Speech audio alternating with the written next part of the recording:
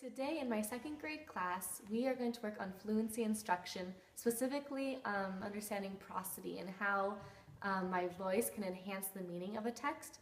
So what I'm going to do is I'm having the students sit on the rug and I'm going to read aloud a book. The book today is called Jessica.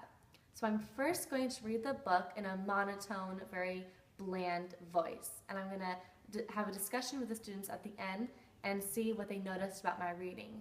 And then the second time, after we've had the discussion, I'm going to read it with energy and prosody to see if that affected the meaning. And we're going to have a discussion about how your voice can enhance the meaning of a story.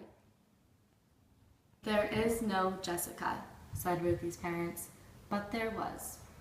She ate with Ruthie, looked at books with Ruthie, and took turns stacking blocks with Ruthie, building towers. If Ruthie was mad, so was Jessica. If Ruthie was sad, Jessica was too. And if Ruthie was glad, Jessica felt exactly the same way. When Ruthie accidentally spilled some juice, she said, Jessica did it and she's sorry. When Ruthie's parents called a babysitter because they wanted to go to a movie one night, Ruthie said, Jessica has a stomachache and wants you to stay home. And when Ruthie turned 5, it was Jessica's 5th birthday too. There is no Jessica, said Ruthie's parents. So how did it make you feel when I was reading with a monotone or a very bland or still voice? It was boring. It was boring? And what do you think could enhance or make it better, the story? Read with feeling. Read with feeling? Like a teacher is supposed to, right? Teachers read with feeling and they're not like robotic and reading like how I was just reading. Alright, so now I'm going to read it again. And now you can tell me again after we're done reading how it makes you feel after we read with emotion. Is no Jessica, said Ruthie's parents, but there was.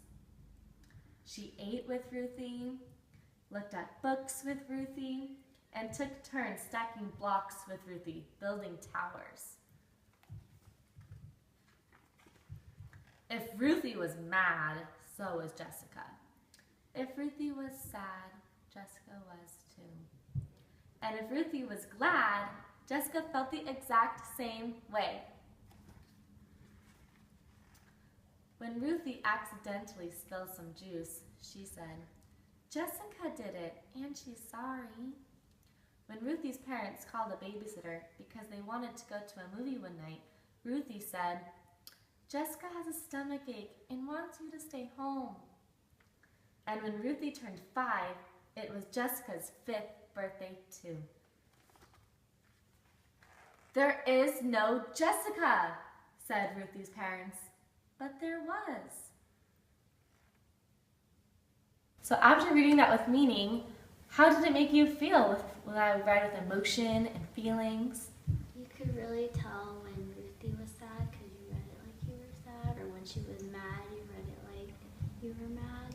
Yeah, so when I was sad, I sounded sad and I kind of tried to look sad. And when she was mad, I really expressed that she was mad.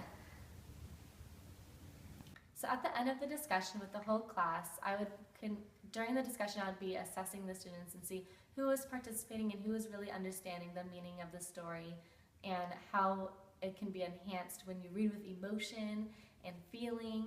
And I could also continue the dialogue and discussion with the students of when the quotation marks are used, if they're really understanding the different characters' point of view and who's speaking when, and how they have that dialogue and how you can read so you can tell that there's a dialogue going on in the book.